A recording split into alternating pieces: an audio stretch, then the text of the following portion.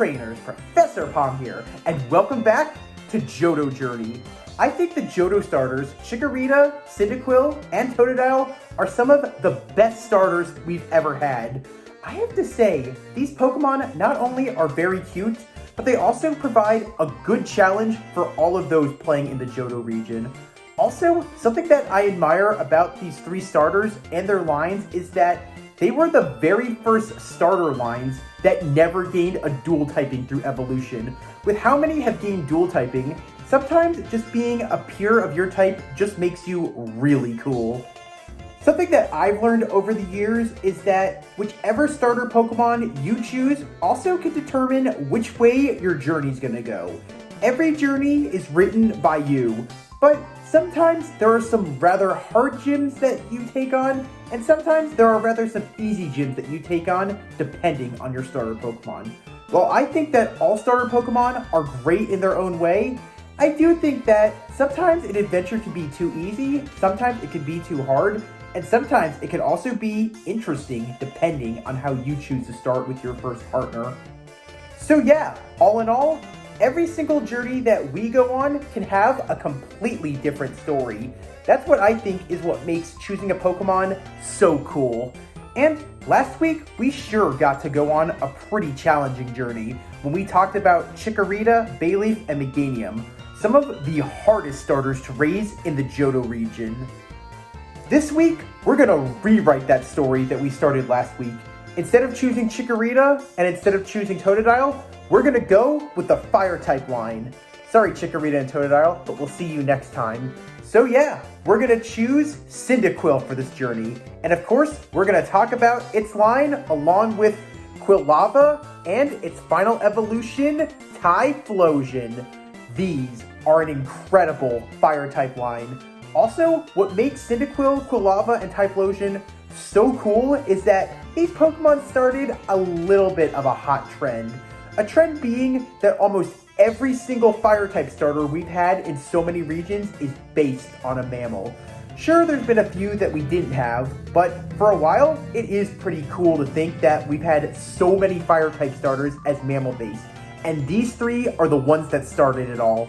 While Cyndaquil, Quilava, and Typhlosion may not have been the very first starter line or even the first Fire-type line I ever started off with, I know for a fact that they left a burning impression on me, and I think they probably did the same for so many of you trainers.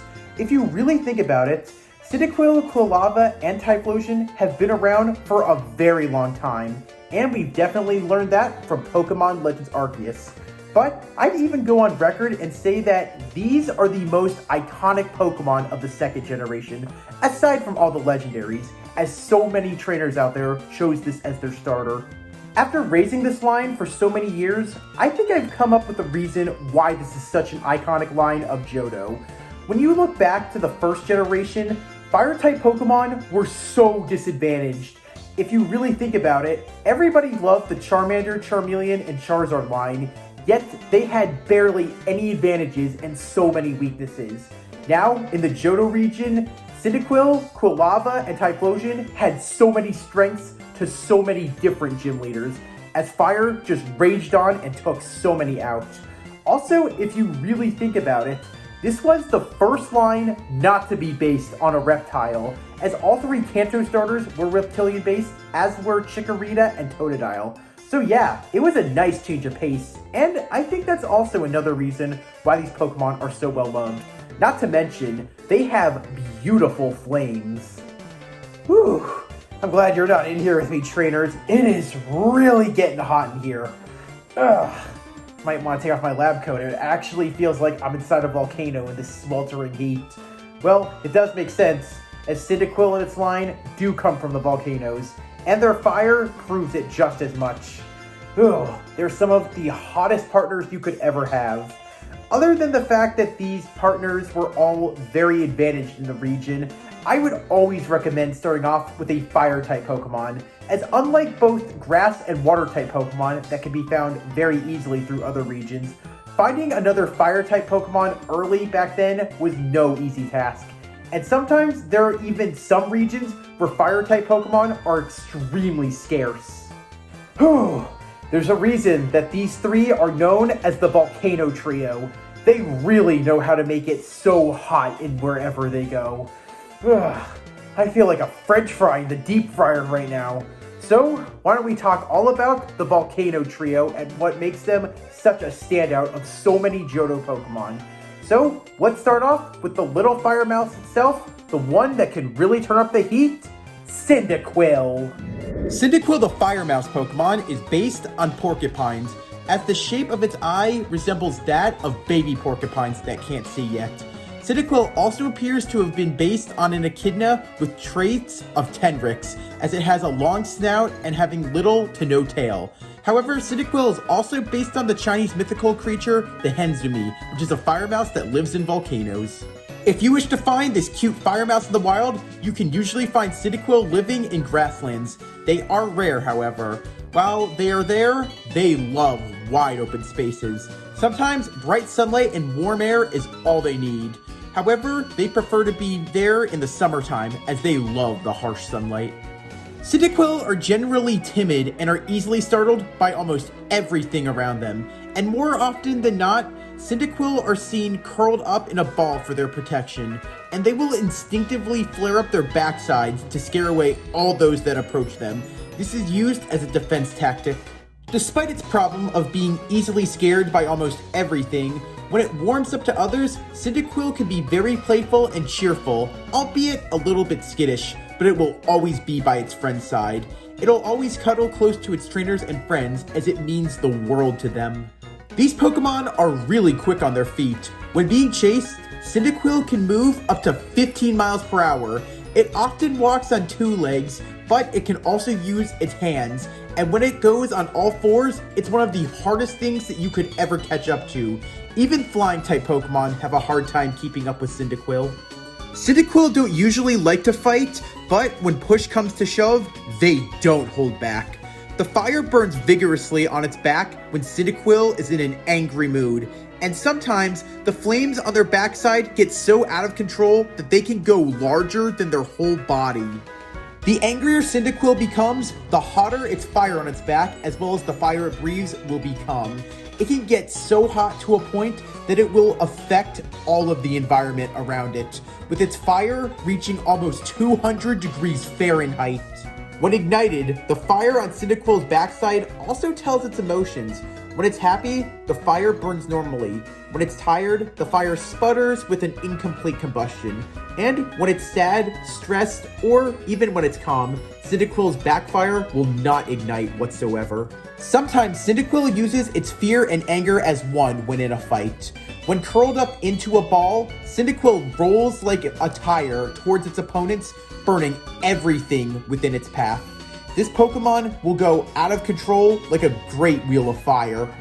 Cyndaquil's internal organs are fireproof, and sometimes this Pokemon can eat actual fire.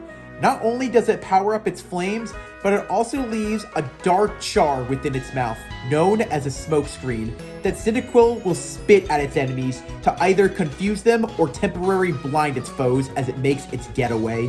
Despite its small size, Cyndaquil has an endless appetite, as this Pokemon can eat over 5,000 calories a day. It's believed that because of the fuel supply in its belly as well as other internal organs, this Pokemon rarely ever gains a pound. In fact, some people even claim that Cyndaquil's body still burns calories while it's eating a massive meal. For a small, timid fire mouse Pokemon, I'd say Cyndaquil sure left a burning impression on so many trainers. Those flames on its body can be very hot, but they can burn even brighter. Now, let's see how hot things can get as we heat things up as we evolve Cyndaquil into Quilava. Oh man, it just got warmer. Looking at Quilava's eyes and the flames on its back as well as its head, you can definitely feel the fire within. Quilava, the volcano Pokemon, is based on several creatures, most of all, the badger. However, it also draws traits from ferrets as well as weasels. The pattern distribution and shape of Quilava's flames closely resembles quills and the crest of the crested porcupine. However, Quilava also draws inspiration from a lowland streaked Tenrix. Areas that Quilava calls home are grasslands, as they love big open places to run around and play in. Plus, these Pokemon are very quick on their feet. They also like to live in mountainous areas where it's hot, like very close to volcanoes. Any hotspot from where they are, they'll happily call home. Unlike its previous evolution, Cyndaquil, who's shy and timid around many, Quilava never backs down from a challenge. When this Pokemon is provoked, it intimidates foes with its intense gusts of flames, as well as the superheated air all around it. This Pokemon likes to make others feel uncomfortable with a heat wave. Before it begins a battle, Quilava turns its back to its opponents and demonstrates how ferocious its fire blazes. You better be careful if Quilava does this, as it means it will attack you with the fire on its back as well as the one from its head, and usually shoots out a powerful fireball. When entering an area they're unfamiliar with, Quilava will approach with extreme caution of new situations and will react nearly to all sights of danger. Very little frightens them, as if something jumps out, Quilava will attack, as it's more hands-on for attack rather than sticking around to find out what could happen. Every Quilava has control over their backside fire as well as the ones on their head. Some of them are styled completely differently than others. It's easy to tell a younger Quilava from an older and more experienced one, as younger ones can't fully ignite all the burners on their body, while the more experienced one can and have incredible designs with them. Quilava are quite agile creatures on their 4 feet. Their outstanding nimbleness allows them to maneuver around any sort of attack thrown at them, and they move so fast that when they run, it's like they turn invisible for a split second before they go in for their attack. While Quilava likes to fight, it also keeps its foes at bay when it's not in the mood to battle, or it can't, as it uses its intensity of its flame gusts and superheated air to scare the opponents, making them think that at any moment Quilava will burst. Quilava's lovely coat that covers its whole body never burns, no matter what. It can shrug off any fire attack, no matter how intense or how hot it is. Quilava spends a lot of time grooming these lovely coats, and they easily burn off whatever falls on them, whether it be dust or dirt. Nothing will ever stay on them that long. As cuddly as Quilava looks, don't pet it, as Quilava's fur is always hot. Quilava's body can reach temperatures of 100 degrees without flames and then 180 with flames. Not to mention, its ignited flames can also reach 500 degrees Fahrenheit. Quilava sure is a sight to behold, and it really is everything fire should be: quick, burning, and intimidating. Just like the fire it also represents, it can't be stopped. But now, let's go even hotter. I'm talking volcano hot. It's time to feel the molten lava. So, let's go to the hottest level possible and evolve Quilava into Typhlosion. Time to feel the full power of the volcano, because with Typhlosion, the heat is on. Typhlosion, the volcano Pokemon, is based on badgers. Specifically, the honey badger is the one it draws the most traits from, while the flames on its body closely resemble quills found on porcupines. However, Typhlosion may also be based on Mujina, a shape-shifting yokai that occasionally was resembling a badger, and also, it's very similar to that of a tanuki, who were known to control fire and had real short tempers. For the habitat of Typhlosion, they surprisingly love grasslands as they enjoy resting in the sun as well as sunbathing. However, they can also be found living within volcanoes, as the hot gases and smoke make them feel right at home. Oftentimes, they'll have the smell of ash on their bodies as they just came out of the volcanoes they lived in. While Typhlosion can be friendly, it's best that you avoid them, as Typhlosion have a barbaric and ferocious nature, destroying everything in their path. They constantly pick fights with other Pokemon to show off their great strength and power. Usually, the fight ends when Typhlosion destroys everything around it. Just like volcanoes, Typhlosion has a short fuse and is extremely temperamental. This Pokemon has a top that blows very easily. If its rage peaks, its body becomes so hot that anything it touches will instantly burn up. In fact, the tips of its fingers can become as hot as 200 degrees when on a rampage. In many cases, Typhlosion's body, as well as its flames, get so hot that it creates a heated haze, by using its intensely hot flames. And this haze can be so strong that wherever it walks might just catch on fire. So it's very easy for Typhlosion to start a forest fire by accident. Typhlosion has been known to celebrate its victories by shooting up the flames on their manes, which explode high in the sky. It's said that these were the Pokemon that created fireworks. In fact, when very happy or in a good mood with all of its other pack mates, many Typhlosion shoot off these flames into the sky, making a loud explosion. If you have a Typhlosion, it's best not to sleep with one, as Typhlosion are not good cuddle buddies. They've been known to toss and turn, and even when asleep, Typhlosion will ignite its fire. Because of this, some Typhlosion have even started forest fires when asleep or even when having nightmares. Sometimes when Typhlosion gets mad, it blows up like dynamite. By rubbing its blazing fur together, it leads to extreme friction, which causes a major explosion. Because of this Pokemon's aggressive nature to explosions, they never hurt Typhlosion. In fact, when it blows up, it feels nothing. In the wild, Typhlosion are extremely territorial and will not hesitate to attack anything that enters their homes. When approached by a stranger, Typhlosion will flare up their manes and assert dominance in order to scare off a Pokemon. And sometimes they won't do that and just will fight. For a ranking system, the one who has the largest flame manes will determine the control of the land as well as act as leader.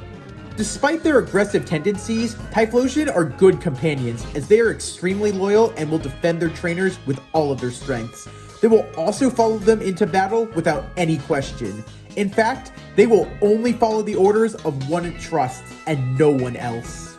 We sure have gotten to know Typhlosion and its line very well over the years, as it's one of the most iconic Pokemon of Johto. However, hundreds of years ago, Typhlosion was a completely different Pokemon, as in the Hisui region, it not only looked different, but it also had some purple flames, as well as sported the ghost typing along with its fire typing. You could say that back in the ancient days of the Hisui region, Typhlosion was a ghost flame. While we know very little about the olden days of the Hisui region, some old research has surfaced thanks to Professor Laverton's study notes as well as photos found in recent years. According to the professor's study, Hisuian Typhlosion was said to purify lost and forsaken souls with its purple flames, and also act as a guide, helping them make it back to the afterlife. The professor believed that its appearance was influenced by the strong energy of the sacred Coronet Mountain towering in the center of the Hisui region. Hisuian Typhlosion were more pacifistic in nature as well as gentle-hearted when compared to the Johtonian Typhlosion. Unfortunately, despite Hisuian Typhlosion's chill appearance, peaceful nature, and ability to help spirits, they were extremely dangerous. If this Pokemon was angered, not only would it lose control of its emotions, but it would also go on a major rampage, as it could unleash ghost flames that would incinerate its opponents to ashes. It's said that the flames of this Hisuian Pokemon were 20 times hotter than its Johtonian counterpart. While Hisuian Typhlosion can often be seen staring into space like it's not all there in the head, or as some people say, it looks so stoned or even high, it actually has the ability to see spirits as well as souls all around it. Hisuian Typhlosion can look at the flow of life energy, and it searches for wayward spirits as well as lost ones so it can guide. On a really cool note, some souls that this Pokemon can find can be vengeful and restless. So it swallows them and eats the malicious aura that it gives off. And all this aura powers up its purple ghost flames. In battle, Hisuian Typhlosion can emit a total of 108 ghost flames off the spots on its neck. Once unleashed, every single ghost flame attacks its opponent like a vengeful spirit drawn in by dark aura. Because of the way Hisuian Typhlosion uses this technique against its foes, Professor Laverton created the name for this attack, which he dubbed the Infernal Parade. I think it's pretty cool to think at one point Typhlosion had the ghost typing in the olden days of the Hisui region, and honestly, I think both of them look great in both forms. Now this does raise some big questions. Since Typhlosion originally had the ghost typing, does that mean that this Pokemon eventually came back to life centuries later? Or is it possible that in the olden days, Typhlosion passed away after evolving and then was resurrected to be a ghost and fire typing? I guess that there's still so many mysteries we have about the Hisui region we don't know. I think Typhlosion, Quilava, and Cyndaquil left a burning impression on many trainers who played in the Johto region as well as its games. To this day, they are still some of the most loved Pokemon that came from Gen 2. These Pokemon sure are a hot topic when it comes to Fire-type starter Pokemon. Now, let's heat things up as we talk about some fun facts and tidbits on Cyndaquil, Quilava, and Typhlosion. Cyndaquil is the Pokemon available the most in the core series games as the player's starter Pokemon, as it's been available as the starter Pokemon for a total of 5 games. In the original Johto games, as well as its remakes, it can be chosen at Professor Birch's lab in Emerald, or from his bag in Omega Ruby and Alpha Sapphire after beating the game, and of course, it can be your starter for Pokemon Legends Arceus. Quilava's English name starting with Q was suggested by creator Jeff Callies, as according to Callies, he suggested the name because Nintendo and the Pokemon Company wanted a Pokemon for every letter of the English alphabet. Typhlosion was the first Fire-type final evolution of a starter Pokemon to not be Dual-type, and it was the only one for 19 years until the introduction of Cinderace in Pokemon Sword and Shield. And currently, both Cinderace and Jotonian Typhlosion are the only pure final stage Fire-type starters. In its Hisuian form, Hisuian Typhlosion uses the signature move Infernal Parade, and it uses a total of 108 Flame Spirits for this move, which is a reference to Spiritom's number of souls needed to rebuild itself. Every Pokemon have their special quirks and talents to them. We call it an ability. And for Cyndaquil, Quilava, Typhlosion, as well as its Hisuian counterpart, all being Fire-type starters, they have the ability Blaze. When in battle, their Fire-type moves really turn up the heat and get a supercharge, only if they're in the red zone for health.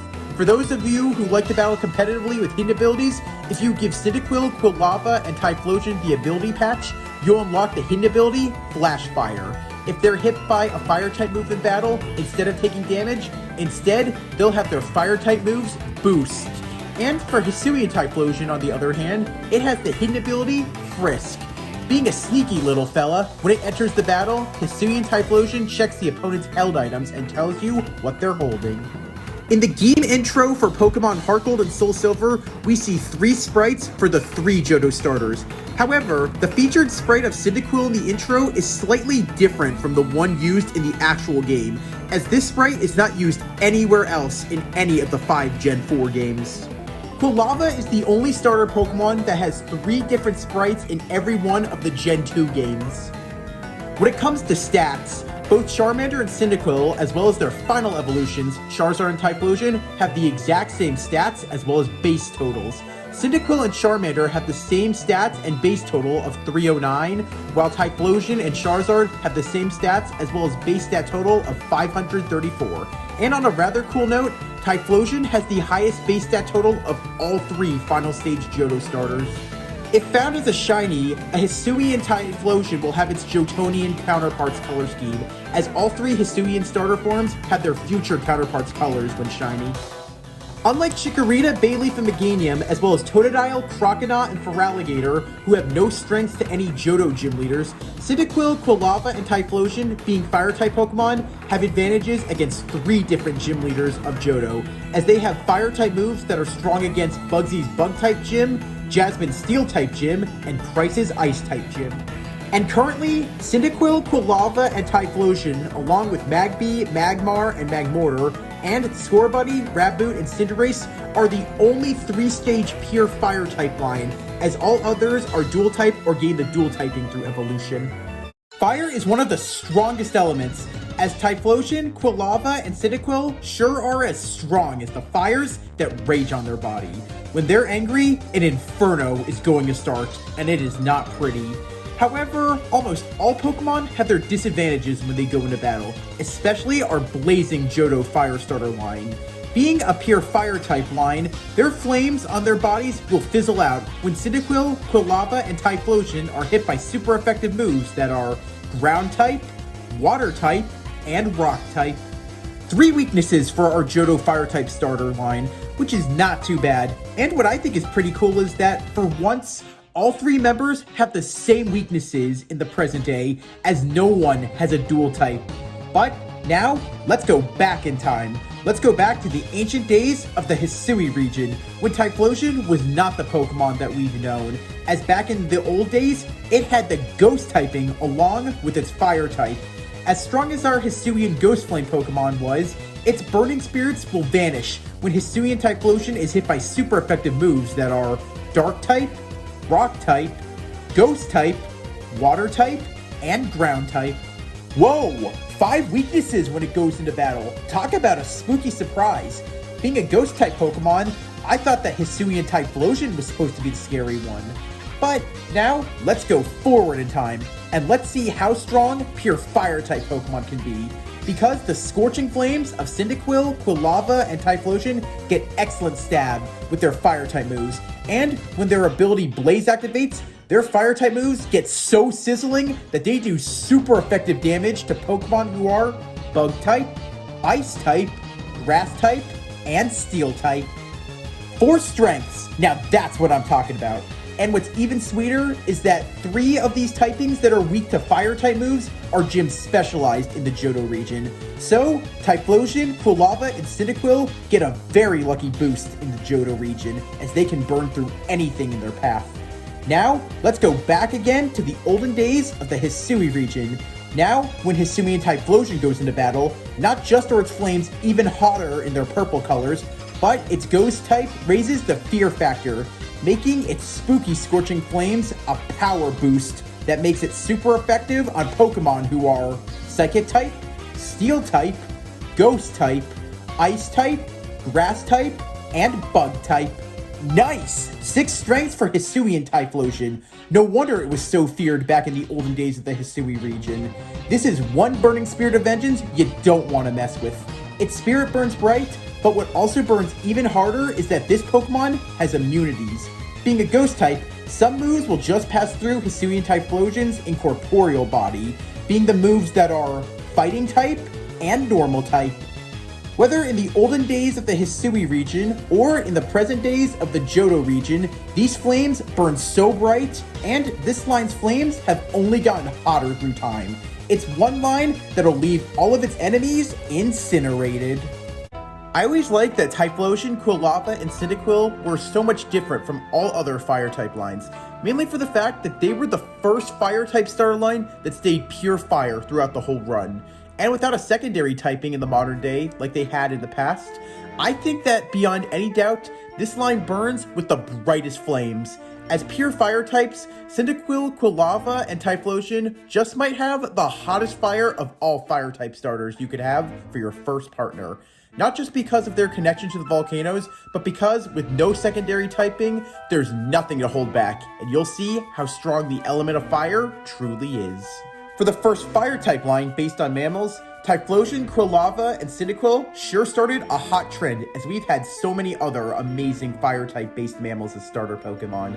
It's hard to believe at one point they almost didn't exist, as these Pokemon could have been completely different. But with how long Cyndaquil, Quilava, and Typhlosion have been around, and how they're regarded as some of the best Pokemon of Johto, I can't imagine the world without them. I'm just glad that years later, they're still loved, and seeing how many games that they can be chosen as a starter line, I think they'll be around even longer, waiting for the day for you to take them on a journey. After what we've learned in Pokemon Legends Arceus, it's pretty impressive how long Cyndaquil, Quilava, and Typhlosion have been around, as well as how different they were in the ancient days. I guess you could say they're a flame that never dies. Honestly, Johto was one of the best regions for Cyndaquil, Quilava, and Typhlosion to be introduced in for all of us who began in Gen 2. From how hard it was to raise a Fire-type line in the Kanto region, it was great to finally see Fire get the advantage.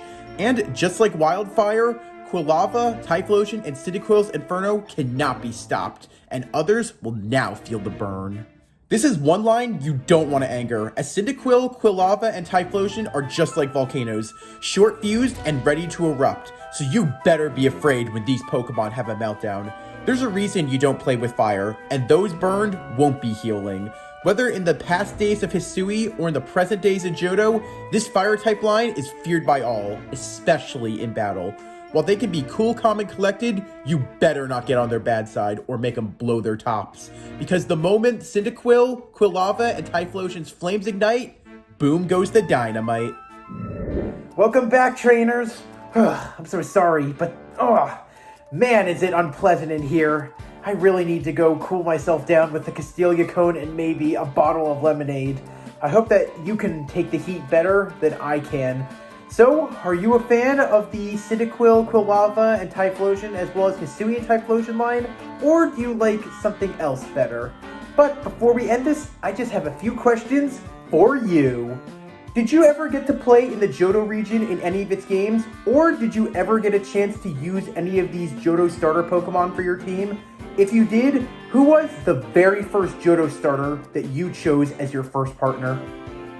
Both Quilava and Monferno originally evolved the earliest of all mid-stage starters, as they evolved from their first stages at level 14.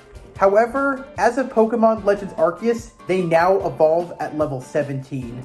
Do you like it when a Pokemon evolves early, or do you think it's better when they evolve later with everyone else? The final stage of all the starter Pokemon we raise is what we look the most forward to whenever we go on a journey. I gotta say, we've had a lot of cool final stage fire-type starters. So far, which one is your favorite? And who do you think has the best dual typing? Or do you think that just like Typhlosion and Cinderace, we need another final stage pure fire type? We sure have been introduced to a lot of fire-type Pokemon over the years. And I'm curious to know, out of all fire-type Pokemon, who's your favorite? Who's your favorite fire-type line, whether starter or not? As well as, what's the best fire-type move? Also, what's the best typing that's been paired up with fire? Fairy hasn't yet. Do you think that Fairy and Fire might be a great typing for the next starter for Gen 10? Since Typhlosion is the only Johto Pokemon who currently has a regional variant from Pokemon Legends Arceus, which version do you like better? Do you like Typhlosion in its Johtonian form or in its Hisuian form? We've had a lot of starter Pokemon that are fire type that you can choose as your first partner Pokemon. Out of all 9 that we've had, who was the very first fire type starter you ever began a journey with? Cyndaquil, Quilava, and Typhlosion sure are a great fire-type starter line. However, next week, we're going to go back to Professor Elm's one last time and complete the Johto starter trio with the Totodile line, including Totodile, Crocodile, and Feraligatr. I hope I can see you next week when we talk about these cool crocs from the Johto region. But if you liked what you saw, please leave a like. If you have any questions, you want to answer any of the questions that I just threw at you, you have an idea of what you want to have happen as a video, you have an idea what you want turned into a video, or you want me to talk about a different line, then please comment. And as always, if you liked what you saw and you want to see more, smash the subscribe button. We'll be back again next week for another hint of Johto Journeys. Till then, thanks for watching, trainers. Palm out.